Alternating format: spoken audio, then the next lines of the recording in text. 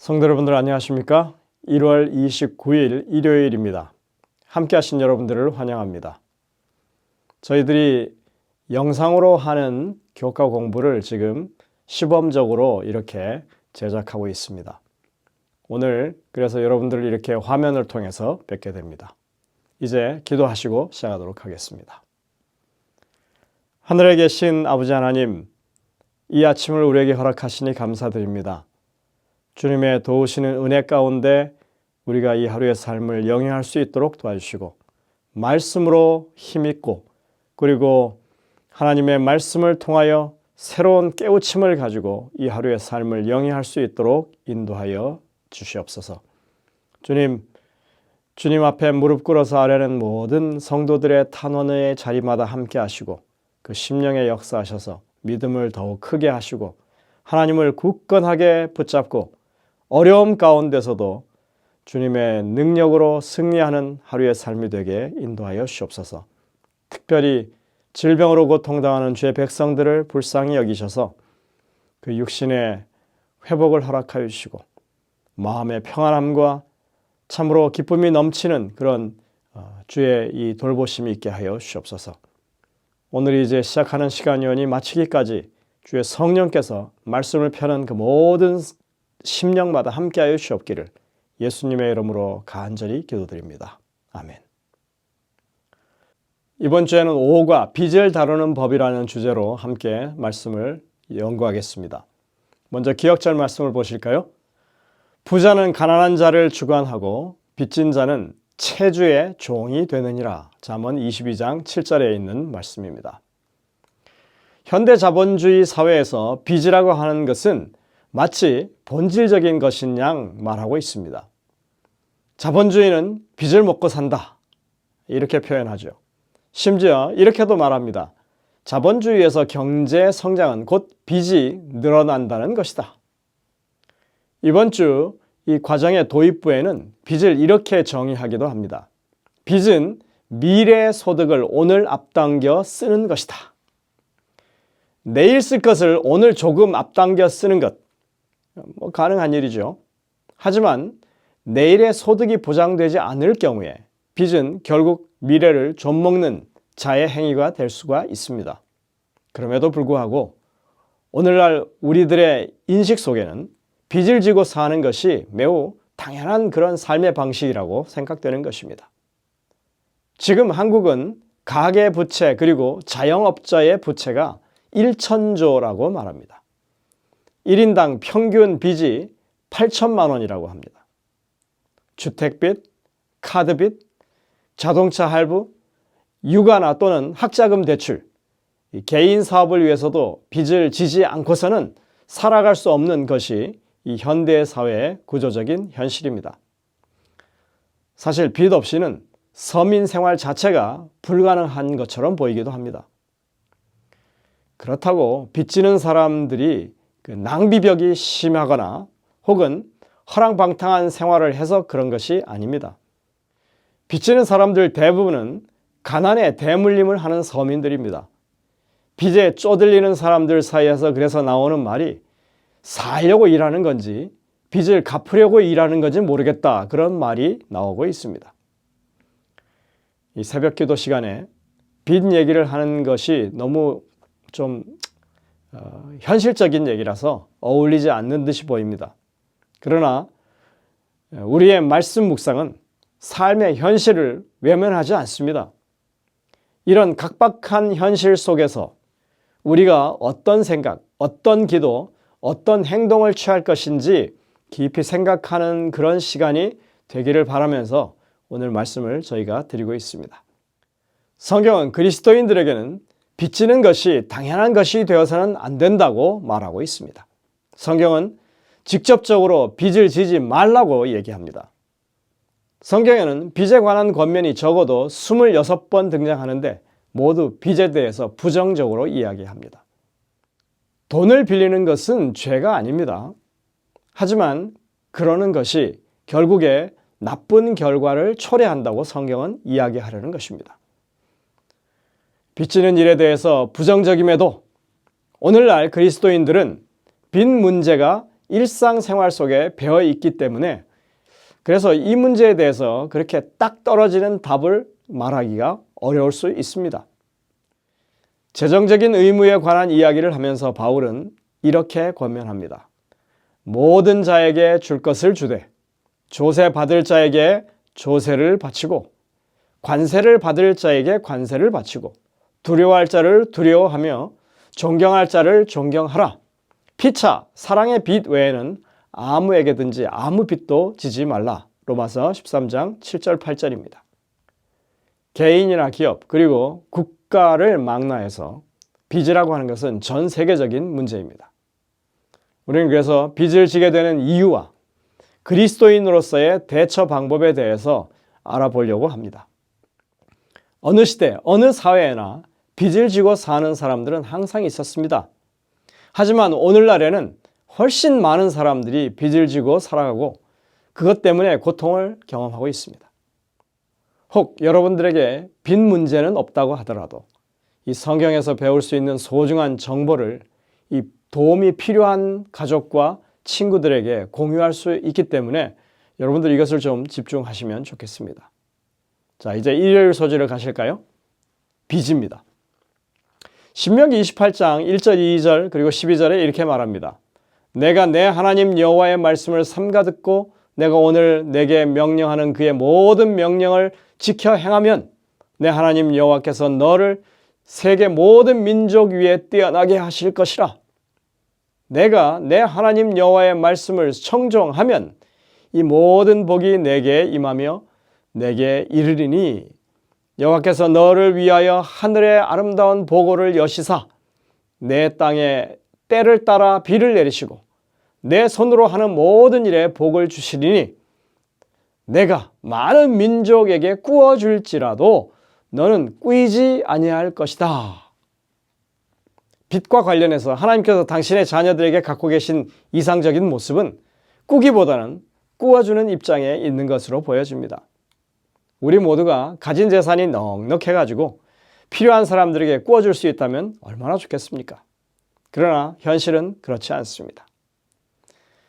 어떻게 하면 이처럼 하나님의 이상을 실현할 수 있겠는지 여러분들이 한번 안교 시간에 토의를 해보시면 좋겠습니다.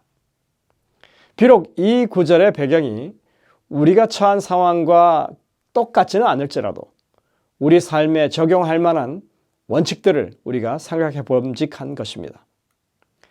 연구에 의하면 일반적으로 사람들이 재정적인 어려움을 겪게 되는 세 가지 주요 원인이 있다고 합니다. 그것을 순서대로 소개하면 이렇습니다. 첫째는 무지함 때문입니다. 많은 사람들, 심지어 고등교육을 받은 사람들조차도 재정적으로 무지한 경우가 많습니다. 저도 거기에 속하는 사람입니다. 돈을 관리하는 성경적 또는 세상적인 원칙을 배워본 적이 없죠. 우리들이 중고등학교를 다닐 때 현금 출납부, 일명 가계부를 작성하는 방법을 배웠습니다. 한 달 동안 얼마만큼의 돈이 들어오고 얼마만큼 나갔는지를 기록으로 남기는 것입니다. 그렇게 하면 자연스럽게 돈 관리에 대한 개념이 생기게 됩니다. 게다가 본인의 소비 패턴도 분석해낼 수 있습니다. 이유 없이 새어나가는 돈이 있는지, 이자 비율이 큰 부채를 어떻게 줄일 수 있을 것인지 그런 걸 파악할 수 있습니다. 이렇게 해서 재정 관리를 시작하게 되면 여러분들 아직은 희망이 있는 것입니다. 이번 주 교과에서 우리는 이러한 원칙들을 간단하게 소개하고 우리 삶에 어떻게 적용할 수 있을지 생각해 볼 것입니다. 둘째는 욕심 때문에, 이기심 때문에 그렇다는 것입니다. 사람들은 세상이 쏟아내는 이 광고에 현혹되어서 자신의 이 능력 이상으로 소비를 합니다. 결코 감당할 수 없는 그런 이 비용을 들여서 집을 사고 값비싼 차를 몰고 명품 옷을 입습니다. 이렇게 경우에 맞지 않게 사는 사람들의 대부분은 하나님께 11조를 바칠 여력이 결코 없을 수밖에 없는 것입니다. 그 결과 그들은 하나님께서 약속하신 지혜와 축복들을 경험하지 못한 채 살아가게 되는 것입니다. 그러나 이런 사람들이라 할지라도 여전히 희망이 남아 있습니다. 그런데 우선 그런 사람들에게는 마음의 변화가 필요합니다. 가진 것에 만족하는 마음을 가져야 한다는 것입니다. 세 번째는 개인적인 불행 때문에 그렇다는 것입니다. 치료비를 감당할 수 없는 심각한 질병에 걸렸다고 생각해 보십시오. 지속적으로 치료비를 지출하게 되면 경제적으로 어려움에 처할 수밖에 없습니다. 또 낭비벽이 심한 배우자가 있다면 어떨까요? 아무리 벌어도 밑빠진 독에 물 붓는 격이 되는 것입니다. 그리고 우리는 사고와 재해로 인해서 가진 모든 것을 한꺼번에 잃을 수도 있습니다. 아니면 애초에 너무나도 어려운 형편의 가정에서 태어났을 수도 있습니다. 요즘은 이 태생적인 빈곤을 가리켜서 흙수저라고 부르죠. 이런 경우에는 가난이 대물림되는 그런 상황을 겪을 수밖에 없는 것입니다. 그러나 이러한 상황에 처한 사람들이라 할지라도 여전히 희망이 있습니다. 비록 다른 사람들보다 어려운 상황에 처했더라도 그들의 문제 또한 극복될 수 있는 것입니다.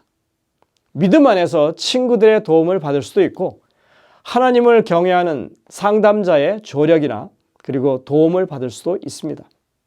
적절한 교육을 받고 개인적인 회색 노력을 기울이는 것에 최선을 다하게 된다면 그리고 무엇보다도 하나님의 섭리와 축복을 통해서 상황의 변화를 경험할 수 있다고 하는 것입니다. 이유가 무엇이든 간에 심지어 그것이 자신의 잘못으로 인한 것이라 할지라도 빚으로 인한 문제를 완화시킬 수 있습니다.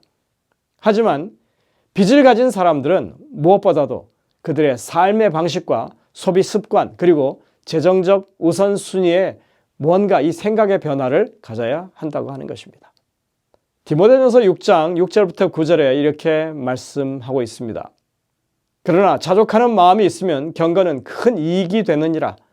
우리가 세상에 아무것도 가지고 온 것이 없으니 또한 아무것도 가지고 가지 못하리니 우리가 먹을 것과 입을 것이 있은즉 족한 줄로 알 것이니라. 부하려 하는 자들은 시험과 올무와 여러 가지 어리석고 해로운 욕심에 떨어지나니 곧 사람으로 파멸과 멸망에 빠지게 하는 것이라. 사실 빚 문제는 너무나 다양한 원인에서 비롯되기 때문에 한두 가지 방책으로 해결될 수 있는 것이 아니죠. 우리는 어쩌면 기초적인 원론만 다룰 수도 있습니다. 어찌됐건 간에 문제를 해결하는 데 있어서 가장 중요한 시작은 우리의 마음의 결단이라고 하는 것입니다. 바울은 우리의 마음에서 과도한 욕심을 버리라고 권고합니다. 자족하는 마음이라고 하는 것은 스스로 만족하는 것이죠. 마음의 이 평정을 가지는 것입니다. 여유를 잃지 않는 이런 것을 의미하는 말입니다.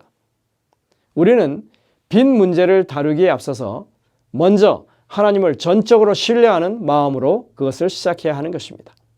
빚을 줄이고 악순환되는 고통을 경감시키는 일에 가장 먼저 해야 할 일은 우리가 하나님의 도우심 가운데에서 이 일을 잘 해결해 갈 수 있다고 하는 것입니다.